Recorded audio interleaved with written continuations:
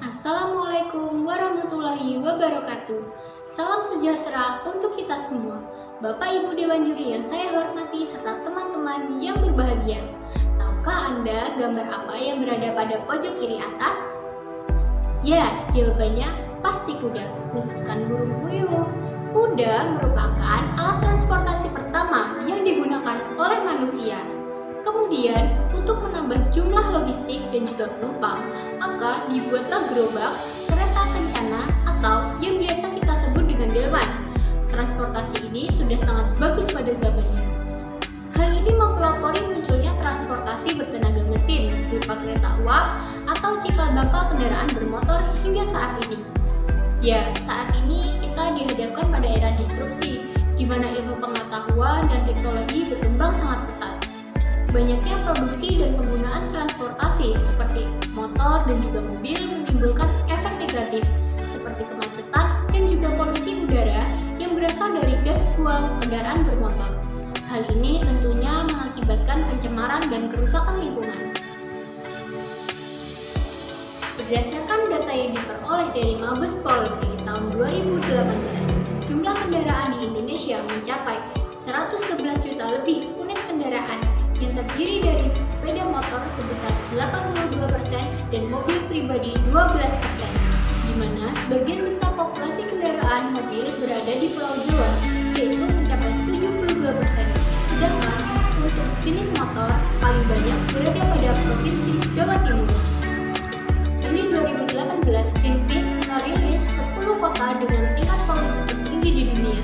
Jakarta menempati posisi pertama, sedangkan Denpasar menempati urutan ke-8.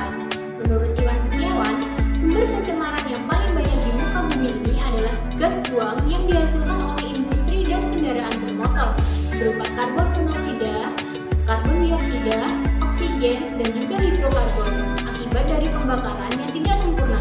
Salah satunya karena tidak adanya proses penyaringan atau filterisasi. Polusi udara yang tinggi dapat menyebabkan berbagai penyakit seperti stroke dan juga jantung.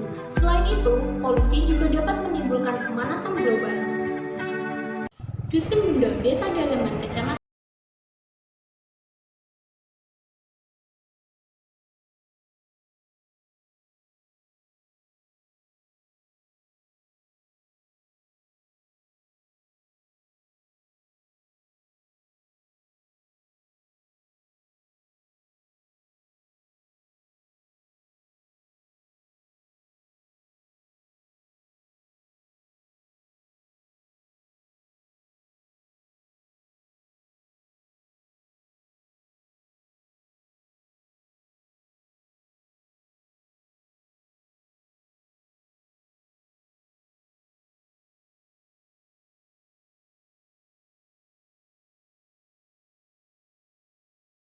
Dari kedua permasalahan tersebut, saya, Yolanda W. Hartrianti, beserta rekan saya, Muhammad Zanil Fai dari Universitas 11 Maret Surakarta, dengan bangga mempersembahkan pemanfaatan limbah aren sebagai filter udara dan selang peredam knalpot terhadap emisi gas buang kendaraan bermotor.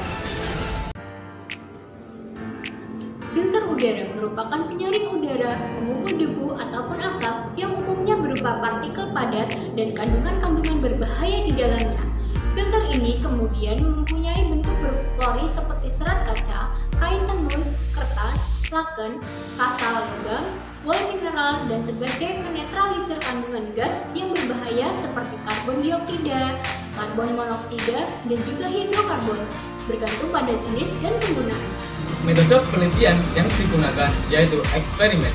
Kegiatan yang dilakukan meliputi persiapan material, persiapan alat gas pneumatik, dan alat cetak filter. Pengambilan data dilakukan dengan pengujian emisi gas buang CO, HC, CO2, dan O2 dengan alat gas analyzer merek Pyrotech tipe IRO 401 pada sepeda motor Supra X125 jenis pembakaran karburator. Kemudian diukur panas suhu mesinnya. Pengujian filter dilakukan dengan memasukkan masing-masing filter pada pipa penguji, kemudian dihubungkan dengan knalpot dengan RPM yang sedang, dan emisi gas buangnya diuji menggunakan gas analyzer. Kemudian dihitung efisiensinya dalam mereduksi emisi gas buangnya. dengan filter dan tanpa filter, sehingga diperoleh efisiensi terbaik. Filter akan melalui beberapa pemrosesan, yaitu proses pengaringan material, pencacahan material, penyaringan ukuran serat, dan pembentukan filter dengan menggunakan perekat tepung kanji dan air aquades. Filter berbentuk tabung pejal dengan 31 lubang, masing-masing diameter 5 mm sebagai fungsi absorben emisi gas. Tingginya 4,25 cm, berdiameter 8,5 cm dengan tekanan cetak yang digunakan yaitu 0,4 MPa. Dilihat pada tabel berikut. Ini merupakan hasil rata-rata konsentrasi kadar emisi gas buang yang berupa CO, HC, CO2, dan O2, dan suhu mesin tanpa menggunakan filter. Dapat dilihat dari grafik, filter ampas aren hanya mampu mereduksi emisi gas CO pada awal hingga menit ke-45. Ampas aren mengandung 69,59% BK organik serat, 1464 mg per kg BK fosfat, dan 2206 mg per kg BK kalium yang dominan. Wirjayanti dan Handayani 2005. Penggunaan ampas aren dapat menurunkan 2,8% emisi gas buang CO tanpa filter.